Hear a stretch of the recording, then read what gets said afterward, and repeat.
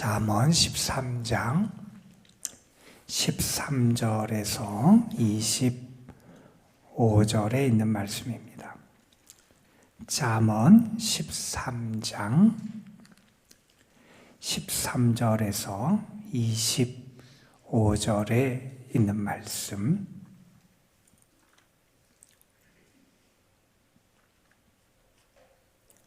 오늘 우리에게 주신 하나님의 말씀 함께 한 목소리로 받들어 읽겠습니다.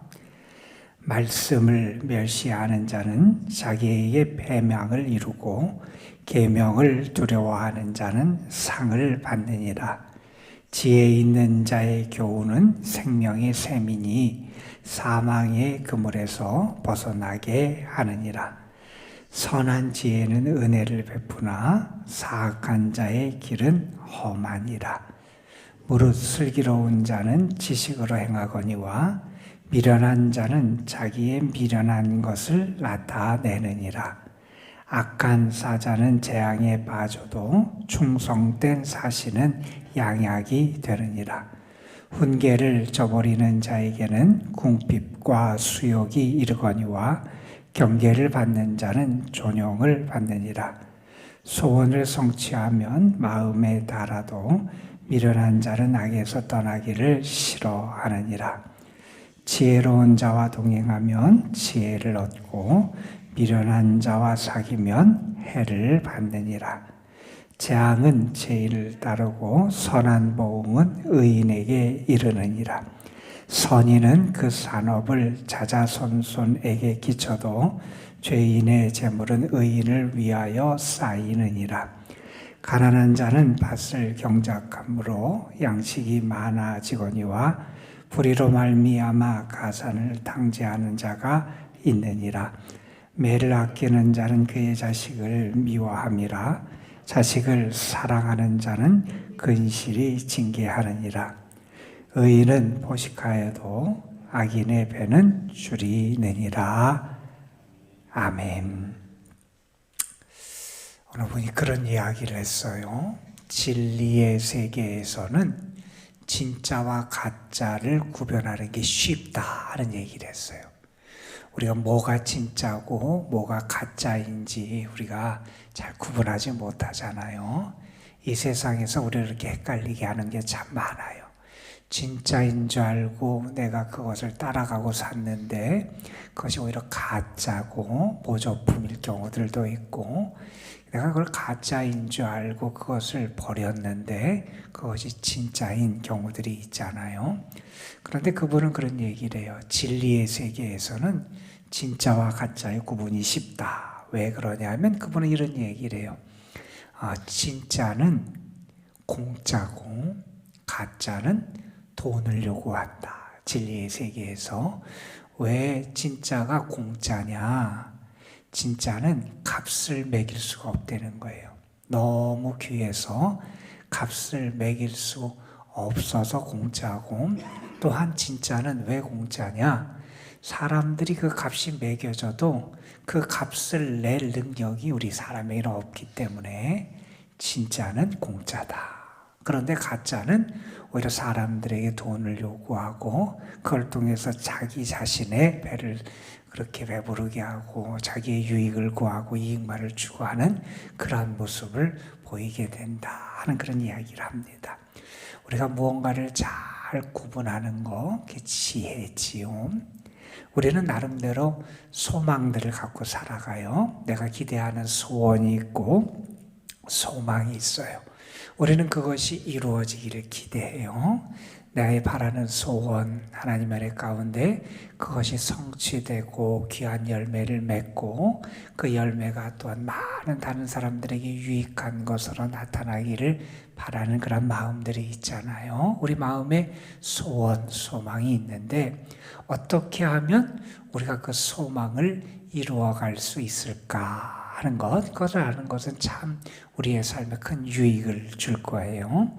오늘 말씀 잠언 13장 13절 이하의 말씀, 특별히 19절까지의 말씀은 우리가 어떻게 하면 우리가 가진 소원, 그 소망을 잘 이루며 살아갈 수 있을까에 대한 안내를 우리에게 해줘요. 그것은 무엇이냐 하면 한마디로 얘기하면 좋은 충고를 잘 따라라 하는 거예요. 내가 혼자 지혜롭다 혹은 내가 혼자 다 안다 아니면 나만 옳다 이러한 생각, 그러한 착각에 빠지지 말고 내가 정말 기대하는 게 있고 바라는 소망들이 있으면 어떻게 하느냐? 너에게 주어지는 그 말씀들, 교훈들, 훈계들을 잘 따라야 된다는 거예요. 그걸 잘 받아들이는 사람이 그의 소원을 성취할 가능성이 높다는 거예요. 소원이 성취되면 오늘 19절에 보면 마음에 달다 그런 표현을 썼어요. 얼마나 기쁘겠어요, 여러분. 내가 바라는 것, 내가 기대하는 것, 내가 원하는 것이 이루어져요. 얼마나 행복해요. 그렇게 내 마음이 달려면 오늘 말씀에서 그러한 얘기를 해요. 말씀을 멸시하는 자가 되어서는 안 된다는 거예요. 계명을 멸시하거나 무시하는 자가 되어서는 안 된다는 거예요. 오히려 그것을 두려워하고 그것을 잘 받아들일 수 있는 그러한 자세를 내가 가질 때 내가 가진 그런 꿈이 성취될 가능성이 더 높아진다는 거예요. 그래서 이런 말씀을 합니다. 14절에 보면 지혜 있는 자의 교훈은 생명의 샘이다. 여러분 이 표현을 한번 잘 생각해 보세요. 생명의 샘이에요. 여러분 물이 없는 곳, 사막, 광야 같은 데서 이 샘을 발견했다고 생각해 보세요. 근데 샘을 발견했는데 못 먹는 물이라고 생각해 보세요. 마라의 쓴물 같이 써서 못 먹고 그 물이 오염이 돼서 못 먹고 독이 있어 못 먹고 만약에 그렇다면 우리가 그것을 섭취해서는 안 되잖아요. 그런데 오늘 말씀해 보면 지혜 있는 자의 교훈은 우리에게 샘이 되는데 거기에서 물이 흘러나오는데 그것은 우리를 살리는 생명의 샘이 된다는 거예요. 내가 그 생명의 샘에서 나오는 지혜, 그 교훈을 받으면 우리의 가란 영혼, 가란 마음, 우리의 건조함에서, 우리의 목마름에서 우리가 벗어날 수 있는 길을 얻게 되잖아요. 그렇게 될 때 내가 원하고 기대하는 바를 향해서 살아갈 힘도 얻게 되고 그 길을 찾아서 나아갈 수 있는 능력도 얻게 돼요. 그래서 이렇게 표현합니다. 우리에게 생명의 샘이 되는데 그것은 어떻게 우리에게 역사하느냐? 사망의 그물에서 벗어나게 한다 이런 표현을 써요. 여러분 물고기를 잡으러 그물을 치잖아요. 만약에 여러분이 물고기가 돼서 그 그물에 잡혔다, 갇혔다 생각해 보세요.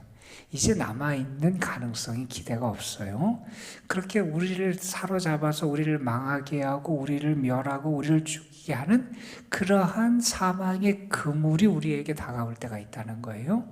그러면 내 삶도 살아갈 수 없고 나의 꿈도 이룰 수 없고 나의 행복도 내가 경험하며 살아갈 수 없는 그러한 징에 처하게 되는데 그때 지혜 있는 자의 교훈이 나에게 생명의 샘이 되고 그 교훈이 나로 하여금 사망의 그물에서 나를 벗어나게 한다는 거예요. 그래서 우리는 지혜자의 교훈, 그 말씀을 멸시하거나 무시해서는 안 된다는 거예요. 그 영향이 얼마나 크고 위대하느냐 이런 말씀을 해요. 15절에 보면 선한 지혜는 은혜를 베푼다.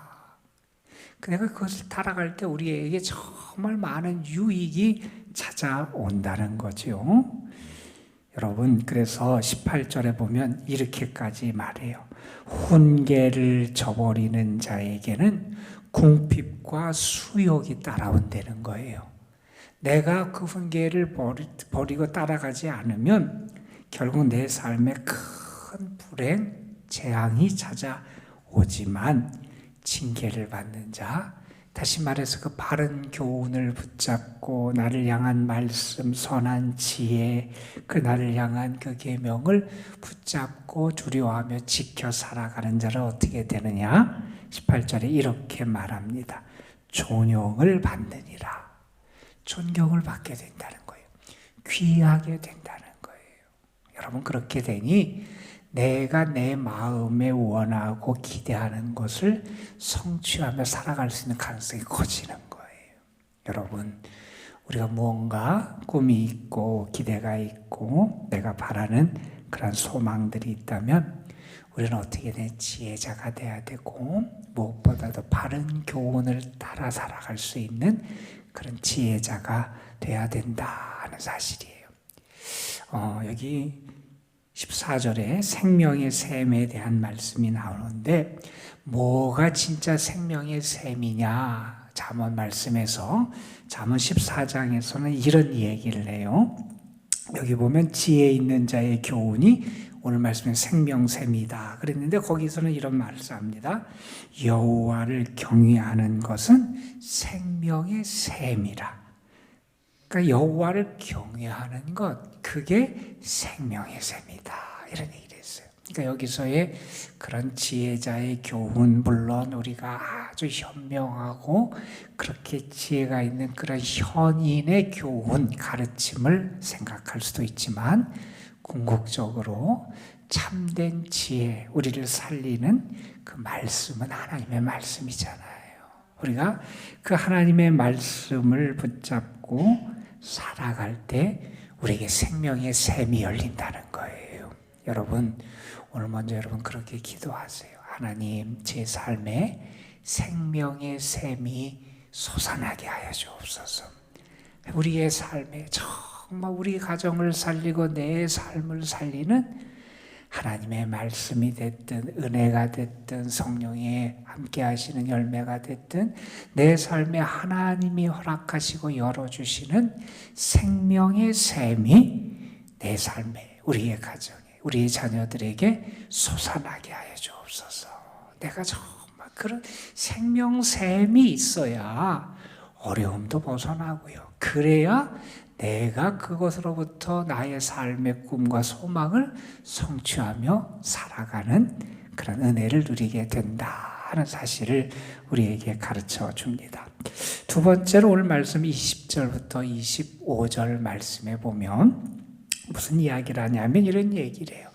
내가 정말 의롭게 살아가고 의인으로 참 지혜자로 살아갈 때 나에게 어떤 보상이 따라오고 반면에 악인, 지혜롭지 못한 미련한 자로 살아갈 때 우리의 삶에 어떤 불행과 재앙이 찾아오느냐 하는 것을 우리에게 가르쳐줘요. 여러분 21절에 이렇게 말해요. 재앙은 죄인을 따르고 선한 보응은 의인에게 이르느니라. 이런 표현, 아주 재미있는 표현을 해요. 마치 재앙과 선한 보응이 뭐 사람 같은 거예요. 그 사람처럼 묘사가 돼요. 그 재앙이 누구를 따라가요. 재앙이 누구를 보고 그 사람을 계속해서 따라가고요. 선한 보응은 또 누군가를 보고 그 사람을 계속 따라간다는 거예요. 누구를 따라가느냐? 재앙은 죄인을 따라간다는 거예요. 그러니까 결국 그 죄인에게는 그 재앙이 임할 수밖에 없다는 거예요. 선한 보응은 누구를 따라가느냐? 의인을 따라가서 의인에게 이른다는 거예요. 결국 그 의인은 선한 보응을 받게 된다는 거예요. 그것을 아주 25절에서는 아주 재밌게 표현을 해요. 뭐라고 표현하냐면 의인은 포식하여도, 의인은 배가 부르다는 거예요. 의인은 만족하게 된다는 거예요. 의인은 그 삶의 은혜로 풍족하게 된다는 거예요. 그런데 악인의 배는 줄인다 이런 표현을 해요. 결국 그의 삶에 만족이 없다는 거예요. 그가 이 세상에서 자기의 꾀를 따라서 자기가 하는 어떠한 간사하고 사악한 방법으로 자기 자신의 이익을 위해서 어떻게 살아가고 몸부림칠지 모르지만 그의 현재의 손에 그 속에 뭐가 들려있는 것처럼 보이고 막 많은 것을 이룬 것처럼 보일지 모르지만 그 악인의 결국은 어떻게 되느냐? 악인의 배가 줄이게 된다는 거예요. 재앙이 그 악인에게 임하게 된다. 우리는 그것을 분명히 알아야 된다는 거예요. 내가 하나님의 지혜를 따라서 믿음의 길을 걸어가고 하나님을 경외하며 의인의 삶을 살아갈 때 그것은 나에게 하나님의 은혜의 역사로 내 삶의 참된 만족으로 나에게 나타나게 되고 내가 교만하고 내가 내 자신의 힘과 내 지혜만을 의지하고 세상의 꾀를 따라서 사악한 길을 걸어가고 악인의 삶을 따라가게 될 때 나에게는 재앙이 임한다. 우리가 이것을 분명히 기억하고 살아가야 한다는 겁니다. 자, 그런데 이렇게 우리가 의인의 삶을 살아가는 모습이 무엇이냐 하는 것도 여기에 몇 가지 얘기하면서 먼저 이런 이야기를 해요. 우리가 잘 아는 얘기가 나옵니다. 20절에 지혜로운 자와 동행하면 지혜를 얻고 미련한 자와 사귀면 해를 받느니라 하는 표현이 있어요. 우리가 잘 아는 얘기죠. 내가 살아가면서 누구와 함께 살아가고 누구와 시간을 보내고 누구의 영향을 받으며 살아가느냐라고 하는 게 내 삶의 질을 결정하고 내 인격을 결정하고 나의 운명을 결정한다. 우리는 그런 얘기를 많이 하지요. 그래서 내가 누구와 함께 살아가느냐 중요하다 하는 거예요. 그래서 우리는 지혜로운 자와 함께 살아가야 된다. 그럴 때 우리는 의인의 삶을 살아갈 수 있는 가능성이 우리에게 커진다는 그런 이야기를 합니다.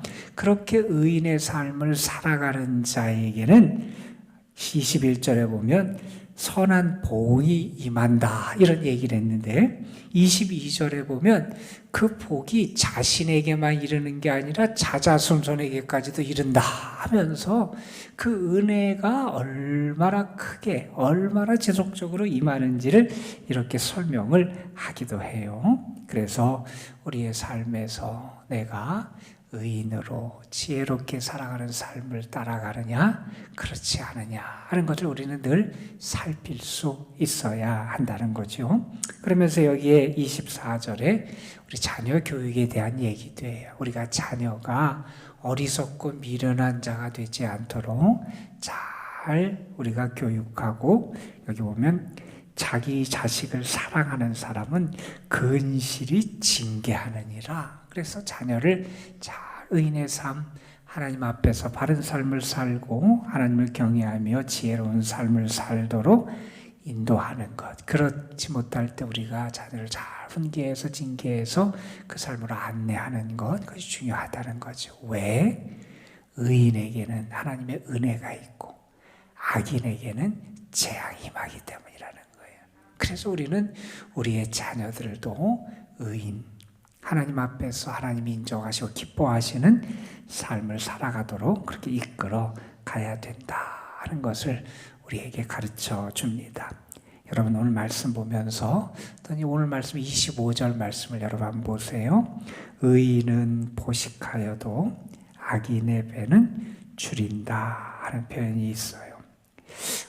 이 표현을 보면서 그런 생각을 해요. 우리가 물론 이 말씀은 아주 먼저는 1차적으로는 우리가 살아가는데 육신적으로 배부르고 물질적으로 이렇게 하나님의 은혜를 누린다 그런 표현이기도 하지만 이 표현을 보면서 그런 생각도 해봐요. 하나님, 제가 하나님 안에서 육신적인 물질 면에서의 배부름뿐만 아니라 내 마음과 정신도 배부르고 풍족하게 하시고 하나님 나의 영, 나의 믿음도 배부르고 풍족하게 하여 주옵소서. 하나님 우리에게 그런 의인에게 그런 은혜를 주신다 그랬는데 내가 어떤 물질의 양식만으로 배부른 자가 아니라 내 마음도 내 정신도 내 영혼도 하나님 안에서 이렇게 배부르고 만족한 그런 은혜를 누리게 하여 주옵소서. 내가 의인에 받는 그 축복이 우리의 삶에 임하게 하여 주옵소서. 우리가 그렇게 기도할 때 하나님이 오늘도 우리에게 그러한 복도 허락해 주실 줄로 믿습니다. 여러분 소원을 이루기를 원하는 자 말씀을 잘 받아들여라 하는 말씀, 그리고 정말 우리에게 생명의 샘이 솟아날 수 있도록 기도하시고 여러분의 삶이 의인의 삶으로 하나님이 주시는 참된 만족을 경험하는 귀한 은혜가 있기를 주님의 이름으로 축원합니다. 기도하시겠습니다. 아버지 하나님, 오늘도 우리를 불러주셔서 주님의 자녀로 오늘 하루의 삶을 하나님과의 관계 속에서 하나님을 나의 아버지로 고백하고 나의 하나님으로 고백하고 하나님의 은혜를 구하며 우리의 삶을 시작할 수 있도록 인도해 주심에 감사를 드립니다. 무엇보다도 우리에게 참된 지혜를 주시기를 원합니다. 세상의 길, 세상의 그러한 계략과 계책, 세상의 지혜만을 붙잡고 살아가는 저희가 아니라 참 지혜, 하늘의 지혜, 영적인 지혜, 믿음의 지혜를 가지고 우리의 삶을 살아가는 저희들이 되게 하여 주옵소서. 아버지 하나님, 먼저는 하나님을 경외하고 하나님의 말씀을 붙잡고 의지하고, 또한 하나님이 우리에게 우리 주변의 영적인 사람들, 지혜의 사람 통해서 들려주시는 바른 교훈들을 또한 잘 붙잡고 살아감을 통해서 우리 속에 생명의 샘이 끊임없이 솟아나게 하여 주시옵시고, 그 생명샘을 통하여 우리가 사망의 그물에서 벗어나는 우리의 삶의 시련과 역경 가운데서도 잘 이겨낼 수 있는 은혜도 누리게 하여 주시고, 그래서 우리의 마음의 소원을 이루어가는, 우리의 마음의 참된 행복과 달콤함과 은혜를 누리는 복을 우리에게 허락하여 주옵소서. 아버지 하나님, 의인에게는 선한 보응이 따라오고 악인에게는 재앙이 따라간다 그랬습니다. 아버지 하나님, 우리가 의인의 삶을 살아가게 하여 주시옵시고, 의인에게 하나님이 허락하시는 배부름, 육체적이고 물질적인 배부름뿐만 아니라 마음, 정신, 영혼, 신앙적인 영적인 배부름에까지 이르는 저희들 되게 하여 주옵소서.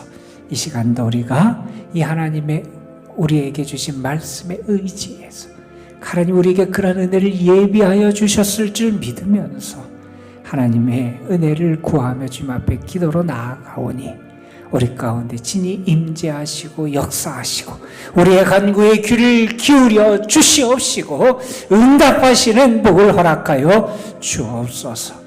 하나님의 선하심을 믿습니다. 부르시고 찾게 하셨사오니 만나주시고 열어주시고 우리 가운데 역사해 주실 줄로 믿습니다.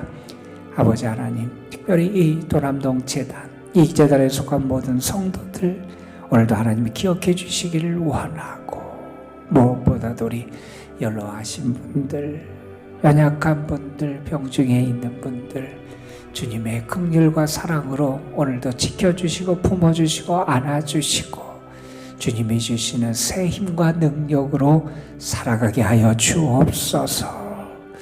주님, 우리 수능을 앞에 놓고 입시를 준비하고 있는 사랑하는 아들, 딸들, 아버지 하나님, 불안한 마음 하나님께서 그 마음을 위로하시고 평안케 하여 주시고 아버지 하나님이 함께 하심의 은혜를 나타내 주옵시며 저희들이 수고하고 애쓴 것 하나님 좋은 결실을 거두고 기뻐할 수 있는 은혜도 하나님 허락하여 주옵소서. 오늘도 이 시간 주님 앞에 나왔습니다.